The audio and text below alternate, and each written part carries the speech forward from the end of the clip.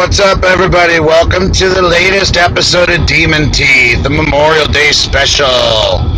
So today, we're going to do the complete opposite of what I had planned for Memorial Day. I had a really cool episode that I was uploading, which, you can probably find online now by the time you're actually watching this, if you're even bothering, where I was going to do a play of Luducrium, one of the maps that I found in the 2016 CAC Awards thread. It's one of the early nominees for Best Map of the Year, and I think it's a pretty great map. But right now we're doing a very interesting map called Kentucky Breakdown Simulator, which you'll notice is a driving simulation. I do apologize for the capture quality. This isn't 60 frames. It's not high definition. My capture card on my car is not nearly as good as the fraps on my computer, so it's not going to look as good. I'll work on that in the future.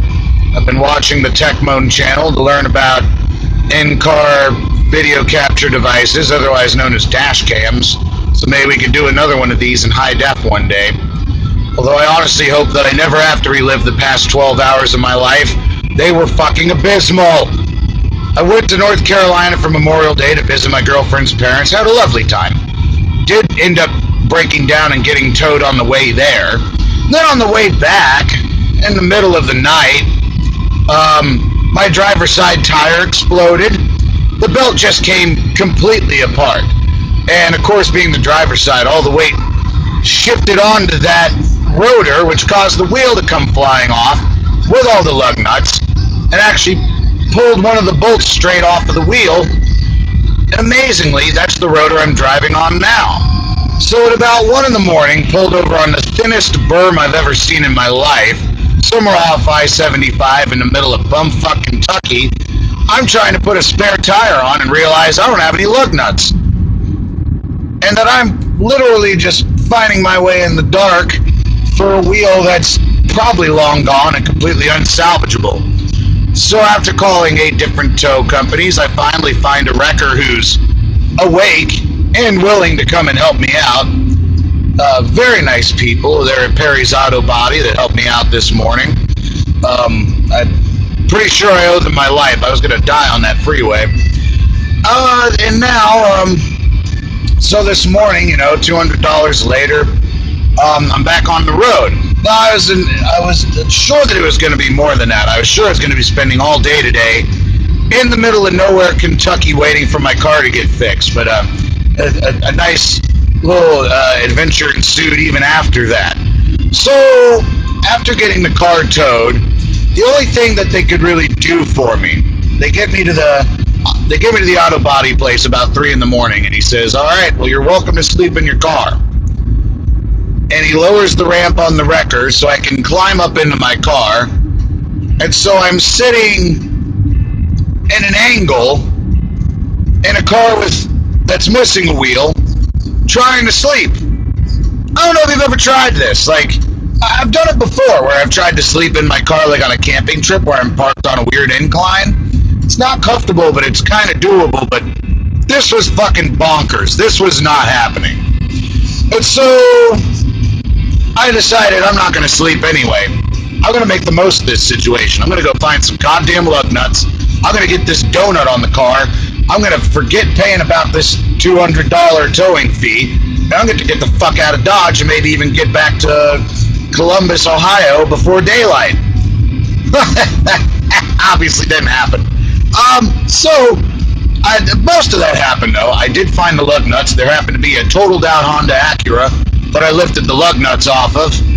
And then I got the donut on the car, which turns out is a lot easier when, 1, the wheel well is at chest height, and 2, when you're not standing on the side of a deadly berm with semi-trucks clipping your fucking toes of your Nikes, and 3, when you actually have lug nuts to put the tire on with. So, it's kind of a whole thing. So I got the tire on and was like, cool, now I just gotta slip the chains on this wrecker, roll off the back of this fucking tow truck and cruise the fuck on out of Dodge. And you think that a tow truck's a real simple thing? like, just operate a lever here, hook a chain there, and you're done. It turns out they're quite sophisticated. One, the car, or I should say the tow truck, has to be running in order to use the thing. Oh, did you see those cows? The models on those, the polygon rate is just insane. Those cows look almost real. So anyway, one, you gotta have the tow truck on to actually operate the winch. So that put a damper on things. Two, there was actually a chain hooked to the back axle as well as the front. So there was no moving it back or forth. Because I thought, I'm going to be real cool and just inch the car up a little bit, throw the parking brake on, unhook the chains, and, go on my merry fucking way. But nope, somebody along the way thought of a way to fix that. It probably has more to do with making sure the car doesn't fall off the damn truck when it's in motion, which, but it has the added value of the security benefit of nobody's going to steal that car off that fucking thing unless they're the Hulk, which I hate to break it to you guys, but I'm not the Hulk. I've been telling people for a while that I'm the Hulk, and I'm not. So here we are, playing Kentucky Breakdown Simulator. It's about 9:30 in the morning, and we're making our way through the Kentucky back roads here. You can see lovingly rendered horses and shabby track homes here and there. Your beater car passing on the freeway.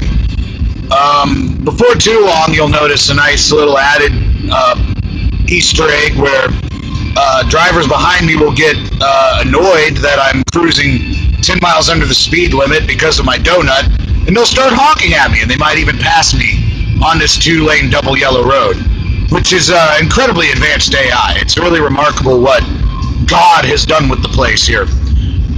Even seeing like the natural erosion effects, the dynamic lighting in the trees. I think John Carmack would be really proud of what they've done with this technology.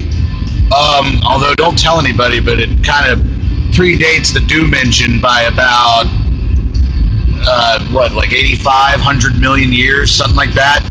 Oh, there's a hidden Easter egg over there. Yeah, we're not going to check that out. Normally I check out the secrets if I find them, but we're not going to check that out.